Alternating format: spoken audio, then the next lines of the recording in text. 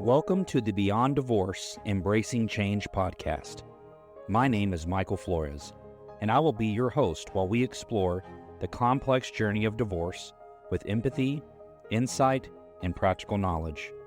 Whether you're contemplating separation, in a divorce, or looking for support post-divorce, our episodes provide expert guidance, stories, and strategies to help you through every step of the process.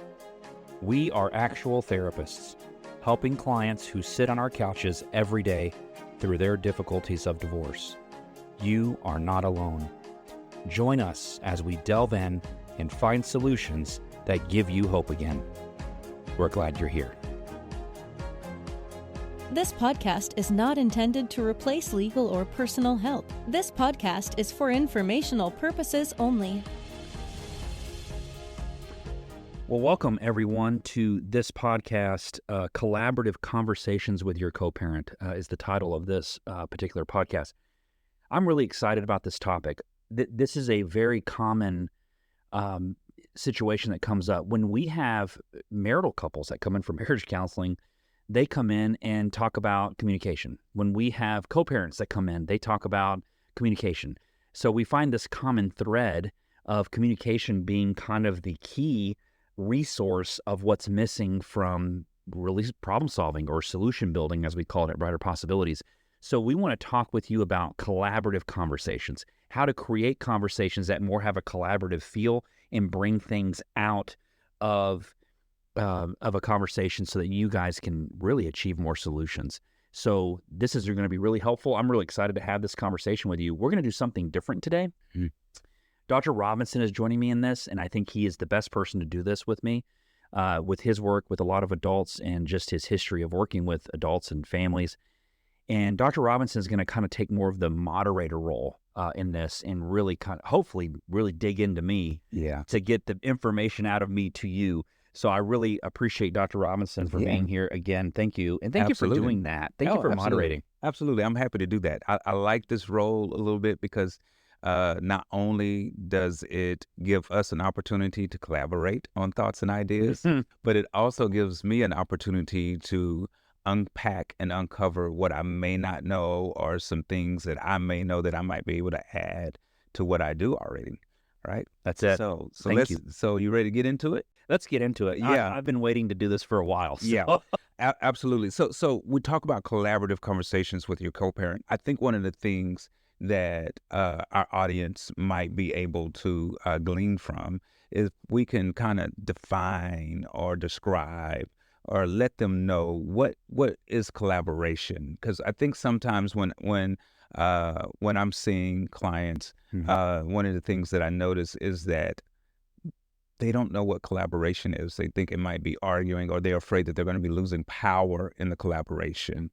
Yes, I'm glad you said it the way you said it. Is typically when we're having uncollaborative conversations, it's because either one, we're not feeling understood. We feel like we're giving something up. We're losing some type of power. That's the uncollaborative. The collaborative is when you have the opposite. You feel validated. You feel heard. You may not be agreed with, but you feel heard and you feel validated. And when both parties get a turn, because one of the things that we noticed when we do couples counseling, Jacobie, when you and I are doing couples counseling or we're doing counseling with co-parents, that is the biggest issue. Is I hear them interrupt each other so much, and they'll say, "Can you let me speak?" And I think what they should be saying is, "Would you be willing to try to understand?" Rather than, "Can you let me speak?" Because if you just let me speak, I may be going right over your head. You may not even care. Right. But would you be willing to understand? Because if they say, "No, I'm not willing to understand," then what are we talking about? Right. And that's a very powerful statement, because a lot of times what I will hear is, "It's my turn now. I'm talking now." Right. Yeah, so it's like turning the seesaw, just back and forth and back and forth, but nothing's getting done. And you're not going anywhere. So there's your definition of collaboration is we're getting to a place where we can create some movement. Absolutely. But conversations have to have the flavor for both parties to feel like there's a shift. You know, as you say that, the thing that comes to my mind is if we're in a car ride together and we're going somewhere, there can only be one driver at a time. Hold on. I did defend. Not what was it? The driving for my license. You can get my ID, my license. Yeah, They had a driver's ed. break. Driver ed school. Driver's ed. Yeah. Well, see, this is where the challenge comes in, is that am I willing to be a participant in this process? Mm-hmm. And how am I seeing this? Is this one of those things where you're driving the bus or you're driving the car and I just got to ride with you on this as a co-parent? What does that really look like? Well, I'm glad you brought that up because that goes into step one, which is monitoring yourself. Yeah. Knowing where you are in that and being honest about it. Mm-hmm. You know, if I'm sitting in a room with someone and trying to have a collaborative conversation and that person is not willing to listen to me, they're not interested, and we're not talking. What are we talking about? Mm-hmm. Now, I might not just stop the conversation. I'm probably going to become more questionative, right? Like more like, hey, I'm wondering what we could do so that we can have this type of conversation. Or I really want to make sure that you hear this. What do you need from me so that I can tell you about what's going on? Because you may not want to hear it, but I can ask questions like that. I don't know if there's a lot. I'm going to go ahead and just tell his name. I love this guy. I don't know if you've ever heard of Chris Voss. Yes. Okay. Chris Voss was a former, I believe it was FBI negotiator. Got a phenomenal book. I'm going to kick his book out there for him. Never Split the Difference. Phenomenal book. But he's talking about collaborative conversations. And he has this comment he makes, and he calls them calibrated questions. Mm. And I love that term because it's basically a question you ask on purpose, right? Because it's trying to guide you somewhere. Mm-hmm. Collaborated questions, in my opinion, and Chris may say this too, but in my opinion, start with what and how. Yeah. Because what and how are solution driven. And when you are monitoring yourself, the first thing you have to ask yourself is, am I willing to hear the other side? Am I willing to agree with the idea that I could be wrong? Right? Because that's the thing. If you both come at it like you're both right, then what are we talking about? You're both right. You can leave. There's your therapy. Right. Hey, you both don't seem to agree, but you're both not willing to be wrong. Absolutely. So since you're both right, I guess you don't need me, right? Right. Yeah. I've I've never said that, but man, sometimes I feel it. Yeah, good. This is the thing. Like, so many things are coming to my mind right now. I'm afraid we're going to get off topic, but I got to say this, right? All right, hit it. This is the thing. So when I am working with couples who are working to co-parent, they're not really couples, so they're not identifying themselves as couples. Right. But I'm working with parents who are not together, but they're trying to co-parent. One of the things that I sense in the room is that they are afraid of getting along. I want to hear more about that. Right. I think that they're afraid of getting along because if they discover that they can get along, then they start questioning, why didn't it work? Oh, sure. And that's even more powerful in the fact that if one party didn't want the divorce, makes sense. I think that creeps in more. If both parties wanted the divorce, I don't know if that plays in as much. I mean, this is a guess. Yeah. No, and it's not with every situation. Sure. It's just in some. Right. In some scenarios where we're struggling to co-parent, and as a therapist, I might explore with each one in a unique way of trying to ask them the question of what's going on with you that you can contribute to the co-parenting process, or what's going on with you that's in the way of the co-parenting. Correct. And that's part of the co-parenting piece is first starting with monitoring yourself. So let me give an example to the listeners.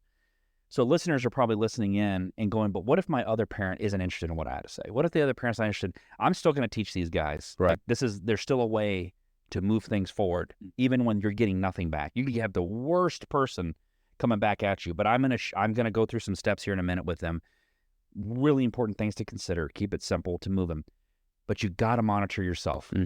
If you want to get to collaborative, if you want to get movement, start with you. Right. Okay. So step one, and you're hitting on that, which is start with yourself. And if you know that you're not movable right now, that's where you need to check yourself and go, what do I need to work on in me so that I become a place to be flexible? I use this analogy with kids. If a tree limbs, if the limbs on the tree could not move, right? They can't wiggle when the wind blows. What's going to happen to the limb? It's going to snap. It's going to snap. Right. And these people want to snap. Right. They snap off on each other, right? They're snapping because they're not flexible. Right. And so to be flexible, you have to be movable. Right. And being movable means you have to consider the idea you could be wrong. One of the greatest answers I gave to a question once was, Mr. Flores, I was asked, I was in a deposition, Mr. Flores, could you be wrong? Sure. I don't think they expected me to say that. Right. And so they're asking me about confirmation bias. Mm-hmm. And I know you know what that is. We get trained in it. Right. Dr. Ruzgita said it very clearly to us when I was training. She said, flirt with your assumptions, don't marry them. Mm-hmm. Okay? And a lot of us in this, in co-parenting specifically, in talking about having collaborative conversations with their co-parent, they are marrying their assumptions about the other person, right, flirting with them. To flirt with them means you have questions. To marry them means you have statements. You know, but before you could, that's great.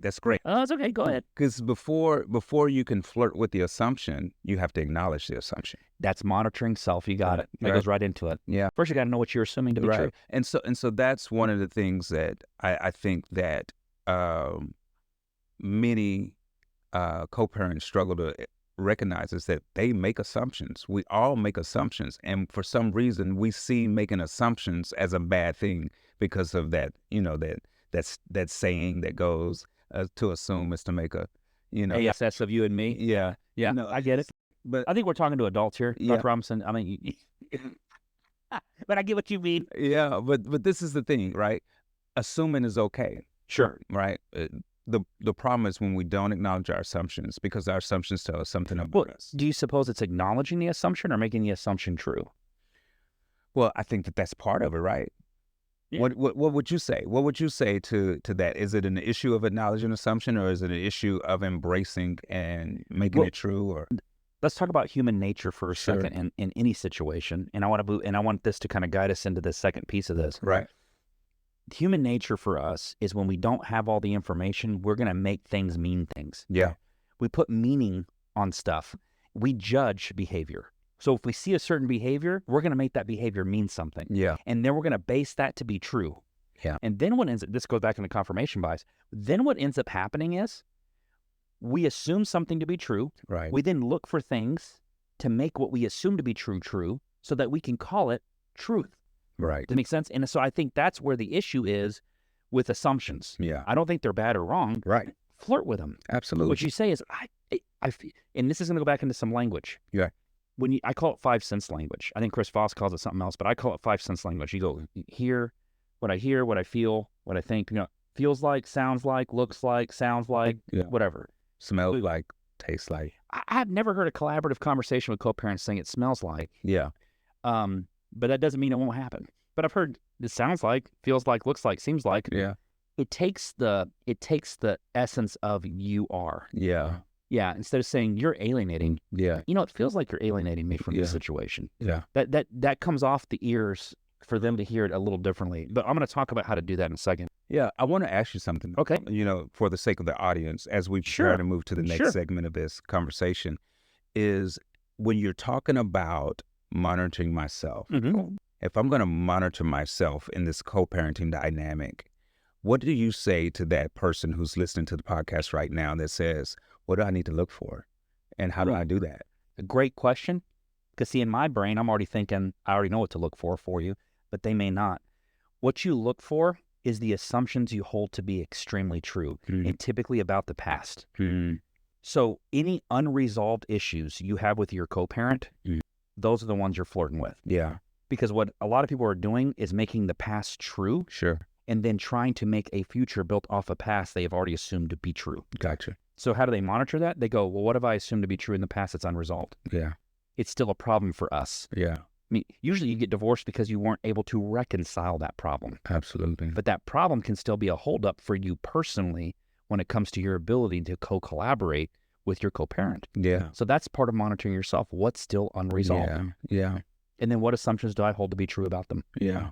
And that's what I would do. And I'm wondering how a person might be able to do that in the context of these 5 senses that you talked about. Right. Like the assumptions that I'm making because of what it sounds like, the assumption I'm making because of what it looks like. Right. And what I mean by that is how you say it, not what it, so you can say to yourself, it feels this way. Right.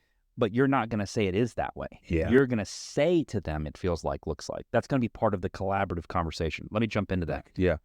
So the second piece of this, so step 1, monitoring yourself, asking yourself the questions of what assumptions you hold to be true. Step 2, learning how to respond versus react. You got it. You were with me. I'm right there with you. Yeah, I should let you say it. Yeah.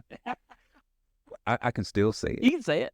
Go ahead, say it again. Yeah, it's probably a better idea to learn how to respond instead of react. Correct. Help listeners understand what the difference is, Sure. Michael, between responding versus reacting. Reacting comes from more of an emotional place. Yeah. And to say that human beings aren't emotional would be ludicrous. That would be ridiculous, because we are emotional beings. We're driven by emotion. Sure. Mothers Against Drunk Driving started because a mother lost her kid from a drunk driver. Didn't agree with the laws. She had a feeling, I don't want this to happen to other people. Yeah. And it drove her to creating this wonderful program to protect and have stricter laws on drunk driving, which I'm not mad at, but it was driven by an emotion. Yeah. But what was amazing is she might have started with a reaction, but she became a responder. Mm-hmm. And I think that's why it took off. And that's all an assumption, by the way. Mm-hmm. It just feels that way. Mm-hmm. Yeah. So the difference between the two is a response is logical. A reaction is emotional. It's the best way to keep the two. If you find that you're in a high emotional state, you're more likely to react. Yeah. Now, what's funny, and I'm going to give just a little tidbit here. I know for a fact that attorneys are trained to get the witness to become emotional. Mm-hmm. Because if they get a witness to become emotional, what are they going to do? They're going to react instead of respond. And if I get them to react, you're going to see some underpinnings of who they're trying to create in the courtroom to really leverage the case, which is really sad. Mm-hmm. Because they can be really big bullies. Yeah. And just to get a rise out of you. Yeah. So just to unpack this a little bit, help our listeners understand what reacting looks like. Sure. Just what responding looks like using the same scenario. Typically what I've learned with people who are reacting, they're really black and white. Okay. And so what they'll do is they'll go, you never this, or you always this, or that's typically a reaction. And it's always projected out. It's always a them thing. Mm-hmm. Make sense? A response is coming from more of an internal place. Sure. It's easier to say things like, it feels this way to me, or I've noticed this. Mm-hmm. Remember when and they don't really work very well in my opinion, but remember when therapists used to teach I statements? Yeah. The idea of that was to get people to respond, not react, but Right. like, I feel. When you. Yeah, that's what they do. I feel when you. Yeah. So there's no I statement. And this is what I would like. Correct. Right. Yeah. You remember that? Yeah. I remember that whole thing. And I, not to make fun of it, I believe that people just weren't using it the way it was designed. Yeah. But it started with coming from a place of responding, Right. which is I feel, not UX. So reactions typically are outward, Yeah. and responses are typically coming from a place of inward. So would you say then that responding has more to do with self-reflection? 100%. This is why monitor self is step one. See how we put it in order? I see that. Oh, yeah. Absolutely. Puzzle. Absolutely. Yeah, start with self. That way you can stay in a state of responding. Absolutely. Know you first, right? It's not about them. It's never about them. So this kind of puts us into step 3, which is how do we respond instead of react? Great. So let's start with a couple things. Yeah. One of the things parents have trouble with is when the other parent is over asking, I want more time, or I need more of this, or I don't want to say yes to that, but then I look like a bad person, or I don't want to say no, or I need to say no. And they get stuck on how to respond just with those simple things. Sure. Yes, no, whatever. So I'm going to teach the listeners how to really monitor that. Yeah. There's only 3 answers. Okay. There's not 2. There's 3. There's yes, there's no, and there's yes if. The majority of collaborative conversations in co-parents should end with yes if. Now I'll explain why that is. Start with your yeses and nos. When you say yes to something, it should always be a hell yes. What I mean by that is, if it's a hell yes, I don't need any more conversation. You asked, I'm like, hell yeah, let's do that, right? If a guy comes in and he goes, you want $100? Yep. Yeah, you don't have to think about it and go, yes, if, right, or no. But it's either hell yes or it's hell no. Yeah. This is why most answers end with yes, if. Yeah. Okay? So I only say no when I know for a fact. If I say, hey, I want to take our kid on a ride on a motorcycle. The kid's 4 years old. I don't have a helmet. Sure. There's no yes, if there. Right. It's no. He's not going without a helmet, right? There's a safety concern or whatever there. Or there is a yes if. Yes, if he has a helmet. And there's my if. Now watch why this works. I like why you did that. Yeah. The reason yes, if works better is if gets to build in the boundaries. Right. A lot of issues with co-parents is really that. They don't agree on the lines. Right. So I'm going to use a perfect example. I had a phone call from a very dear friend of mine who calls me on the phone and says, I have an issue with my co-parent. So what's up? Said, my kid's got a party coming up, and it's on my weekend. So this particular friend of mine, he has a 1st, 3rd, 5th schedule. Mom primarily has the kid, and it's on his particular weekend. It's like a 3rd weekend of the month. And it's on a Thursday. The mom calls and says, my cousin's kid is having a birthday party, and I want to bring our son to that birthday party. And so dad says, so my friend who's the father, he says, before I answer that question, let me think about it and call you back. Calls me. Pissed off. She's calling me on a Thursday, and this party's on a Saturday, and you know, she knows it's my time and how much I value that. I don't know, she will never stop. I can't do this. And he's so frustrated. And so the first thing I asked him is, I said, let me ask you a question real quick. It feels like you're frustrated about the fact that she asked you so late. Yeah, man, I just don't know. So I'm validating him just with that statement. He could have told me I was wrong. He could have corrected me. Yeah, but I validated.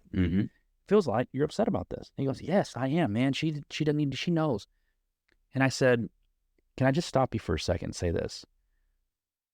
What would it mean to your son to go to this birthday party? He said, well, yeah, he'd have a good time. He started kind of taking the air out of the balloon, right? He said, yeah, he'd like it. He would enjoy going. And I said, okay, is there any obligations that you have this weekend that would interfere with him going to that party, absent mom asking such late notice? He said, no. And I said, well, let me ask you this. Are you willing to take him to the party or pick him up? He goes, no, I don't want to. It's not my situation. I don't want to have to. I said, great. You've answered my question. You're yes, if now. Yes, my son should go to the party if.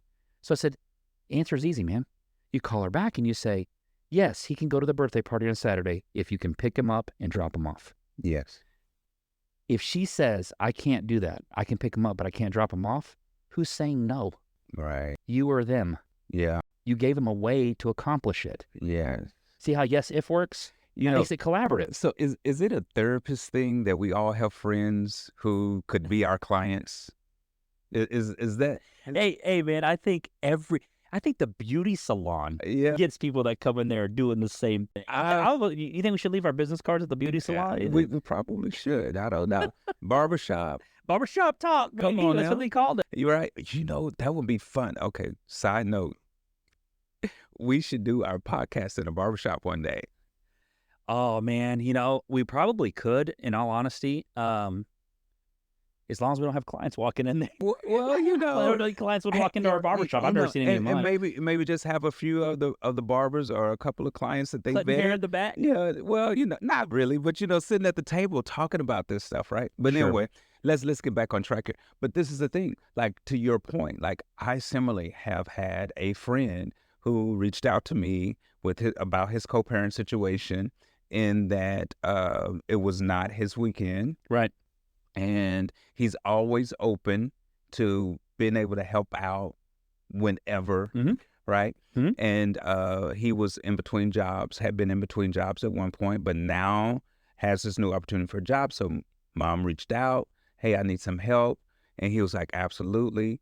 But I'm going to need you to come pick him up when you're done. He can stay at my house. She was like, no, I need you to pick him up and take him home. Well, that's, it's like, I can't do that. Right. I can pick him up and you can come get him when you're done. Right? Yes, I can, if. Yes. Yeah. It's that yes, if thing. And so, and this is where the collaboration often breaks down. Correct. Because of the lack of flexibility. Well, and that's the whole point of the tree example I used. And I don't remember if I did it in this conversation or a different one, but in this conversation in particular, I was talking about being able to be movable. Yes, if creates movement. It allows for movement. Yeah.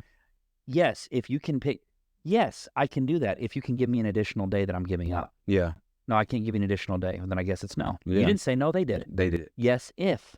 Yeah. If they're asking something of you, you can say yes, if. Yeah. And you just build in all your boundary lines. Because I get the sense that oftentimes in that process, there is a hesitation because of a lack of trust, right? So let's go back and use your scenario. Sure. From the very beginning of, you offer me $100.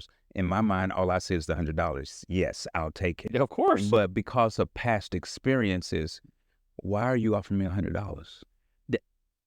I don't trust the person handing me the 100, so now I want to know why. Yes. Yep. Yeah. So you might say, can you help me understand why you're offering me $100? Mm-hmm. That becomes the question. Remember, you're flirting with the assumption. Yeah. Well, you're offering me $100. That looks nice, but I got some up that sleeve. Yeah, absolutely. So the only way you find out what's in that sleeve is you have to ask questions. You know why kids learn so much so fast? Because they're curious. Kids are very curious. That's the formula. Yeah. Stay curious, not judgmental. Absolutely. So you want to do the difference between reaction? Yeah.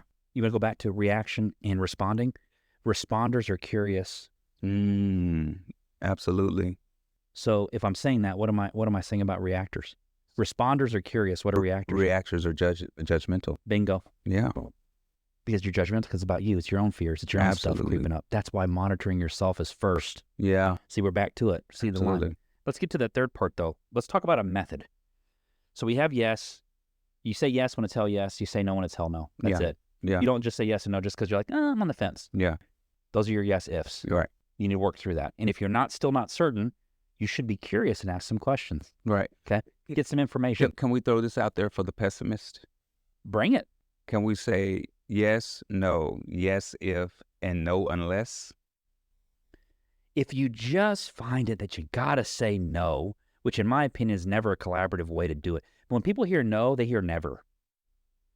That's the problem. Yeah. When people hear no, they hear never. Yeah. Let me give you an example. Your son comes to you, your child, says, can I play my video game? You say no.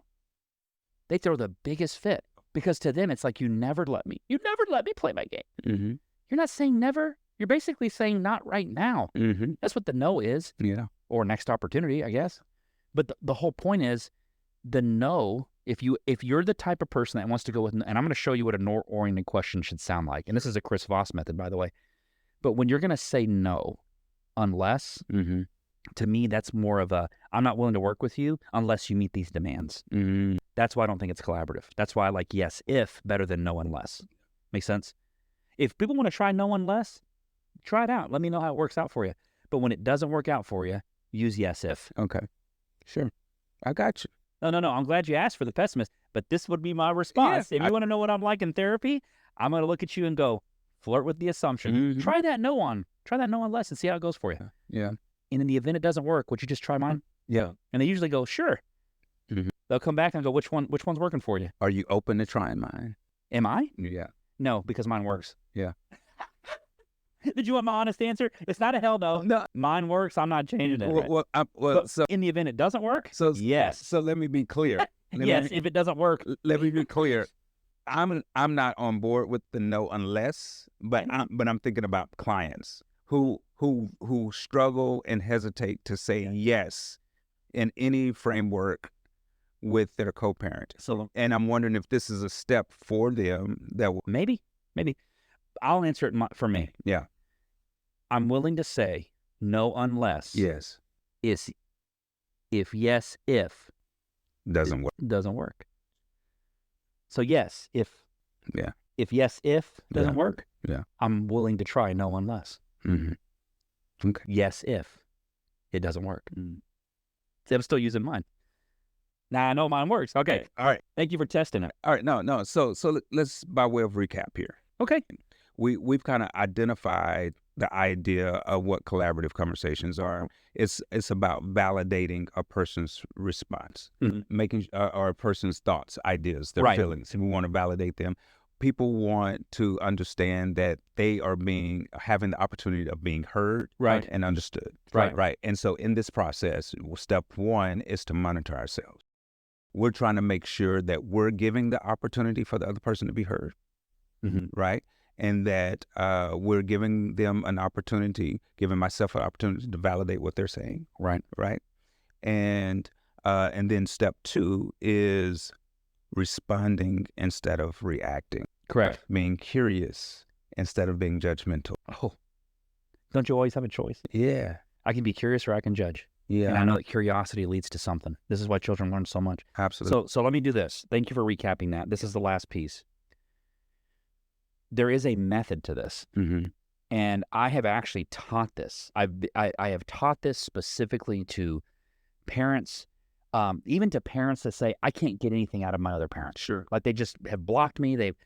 And we're supposed to talk on this app, on OFW, app close, all these different methods that they give people to communicate. But here's the amazing thing. It's 4 steps. And I did it as a tester. I knew it worked because I actually do it in my own conversations. Sure. But I offered it as a tester for them, and I got some really cool feedback. But I'm going to give you the steps. They're really simple.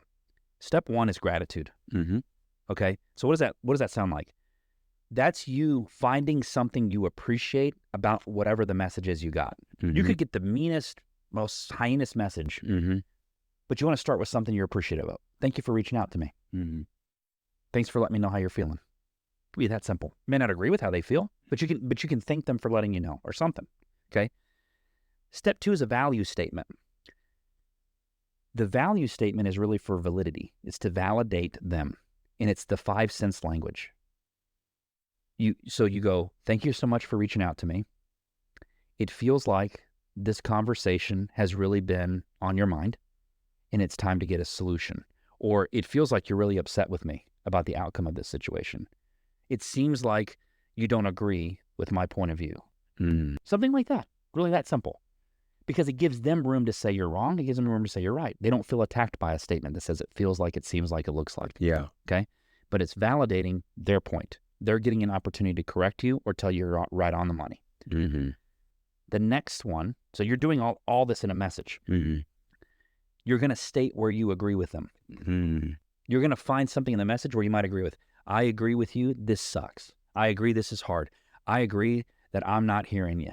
I'm not even willing to look at it from your perspective. You can even say that. Is that part of the value statement, or is that? No, this is step 3. This is where you agree. Okay. So it goes gratitude, value statement, 5 sense language, where you agree, and then the last one is your ask. When you're going to ask for something at the end, you want to use a no-oriented question. This is all Chris Voss, by the way, this 4th one. The no-oriented question is, most people are more likely to say no than yes. So you might say something like, would you be opposed? Okay. Jacobie, would you be opposed to being our moderator today? No. See, you get to say no, but it still fulfills what I wanted. Absolutely. You know that's what I was doing earlier when I asked you, would you be opposed? And then I said I wouldn't be. If didn't work. Yeah. So yes, if doesn't work, then I wouldn't be opposed. This has been... It is fun. Fun. Oh, I'm telling you. This has language been fun. Matters, right? Absolutely. So no-oriented questions sound like, would you be opposed? Would you be against? Yeah. Right? Are you against? Are you opposed? It's a little bit more direct. I like would you be? But are you? Cold callers learn this. Hey, do you have a 5 minutes I can borrow every time to talk about some vacuum cleaners and how I can save you money? No. Would you be opposed to saving some money? No. Cool. I just need 5 minutes of your time to talk about some vacuum cleaners. Boom. I'm right into it. You already said no. You've already agreed to my ability to discuss it with you. I should have said no unless.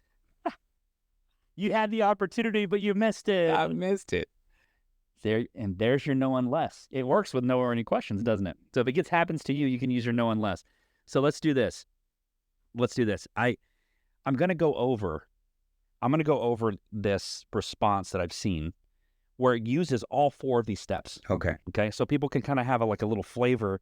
What would this really sound like in a real conversation? Give me 2 seconds here. Let me get into that. So this would say something like this. I appreciate the support you provided with counseling. There's your gratitude statement. Gotcha. That's the response. Yeah. I appreciate the support you provided with the counseling. Value statement. Given the current situation and challenges between us, it seems like I'm going to need your help. Okay. All right. Okay. That's number 2. Watch number 3. I agree this will not be easy, but it will help us improve the relationship in the therapeutic journey. Number 3 is where you agree with them. All right. Watch this. Number 4. Are you opposed to scheduling an appointment and making yourself available so we can continue the process? Now, tell me where you argue that. This is the thing. That should probably be a standard email that we send to all of our court-appointed clients. This is actually what court-appointed clients are using, at least when we train how to have a collaborative conversation with a co-parent. Yeah. That is a standard way we teach them how to talk. Yeah. Because number one, it's all collaborative. It's gratitude, deflating the balloon, the value statement. Yeah. Right? Which is kind of saying, I want to validate where we are. Yeah. Then you have the agreement, because it's not, I'm disagreeing, I'm agreeing. And then the goal. Absolutely. And people are more likely to go, sure. No. Can I tell you one of my favorite things? I know we need to finish. One day, this is a little psych trick. I got a call. I had studied psychology, I graduated my psychology degree, and I got a call from a family member, and they said, hey, we're having our grandpa's birthday. We want to do it at Red Lobster. I ain't Red Lobster in a long time. Right. We're going to have it at Red Lobster. He loved it. And so, can you call and get us a reservation? I said, sure, I'll do it. So I said, how many? 12. So I call Red Lobster. I'm in my early 20s. Mm-hmm. I call Red Lobster, and I said, hi, I'd like to make a reservation for 12 at 12 for a birthday party. Lady on the phone says, we don't do reservations. Okay. That's all she says. Doesn't offer me anything else. We don't do reservations. I said, okay. I said, well, do you do call-aheads? Can I call ahead, like before, like on our way so we can get on the list, whatever. No, we don't do that either. I mean, she's not giving me anything to work with. Mm-hmm. So I flip it. And I say, I know that in the restaurant business, right around noon is a major lunch hour and you get a major rush. And out of respect to your servers, I just want to make sure that we don't bombard you guys with 12 people coming in right at the lunch crunch to create a problem for your rotation. So I just wanted to let you know that there will be 12 at 12. And thank you so much for letting me know that there's not reservations. So I just did it real kindly. Just said, hey, we're still coming, basically. Right. But I just didn't want it to create a problem for them. Right. We show up. I walk up to the hostess and I said, hi, I need a table for 12. Mm. And another lady standing right next to her, she says, were you the one that called me and asked about a reservation? I said, yes, I called for a reservation earlier today for 12. She goes, right this way, your table's right over here. I didn't have a reservation. Yeah. But I had a reservation. You had a reservation. You know why? Because you didn't argue with her. You didn't judge her.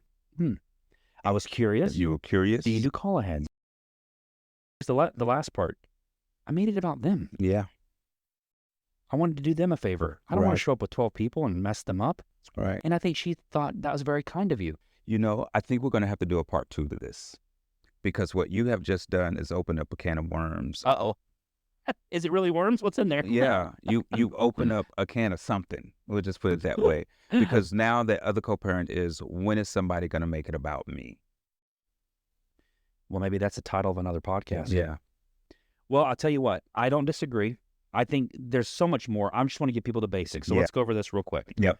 Monitor yourself. Okay. Yep. Always know where you're coming from. Yep. Flirt with your assumptions. Don't marry them. Yep. You want to be a responder, not a reactor. Yep. To respond is to be curious. Is to be curious. To react is to be judgmental. Bingo. Yep. The method. You want to do gratitude, value statement, the 5 sense language. Seems like, feels like, looks like, sounds like. State where you agree. Yep. And then use no-oriented questions. Don't forget your answers are only 3. Yeah. Yes, no, and yes if. When do you say no? When it's a what? Hell no. When it's a hell no. Yeah. When do you say yes? When it's a hell yes. Yeah, that's right. You don't need any other factors to be in there. But when you need other factors, we start with yes if. Gotcha. If the listeners can take that away from here just to start this process. Absolutely. I think that would be amazing. Awesome. All right. What do you got, Dr. Robinson? Anything else for me so we can let these listeners go? I'm good. Why don't you go ahead and close us out? I'm going to close us out. And then we'll see you next time. I just want to say to you listeners, thank you so much for allowing us the opportunity and staying with us to listen to this from start to end. There's so many ways. As you can tell, we're very passionate about this, and there's so many ways to do this. We want to give you the quickest and best way to do this so that you can become solution building and solution oriented versus problem solving. We care about you that much. We want to see this work. So if you found this helpful, would you please rate through and review our podcast on whatever platform you're listening from? Your reviews will allow us the opportunity to get to more people and to help more families.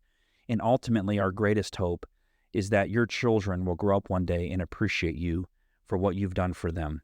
So we want to get you the information, and we want to help you through this. So thank you so much for being here. Thank you, Dr. Robinson. Thank you, Michael. Of course. Glad to do it. And keep moving forward, everyone.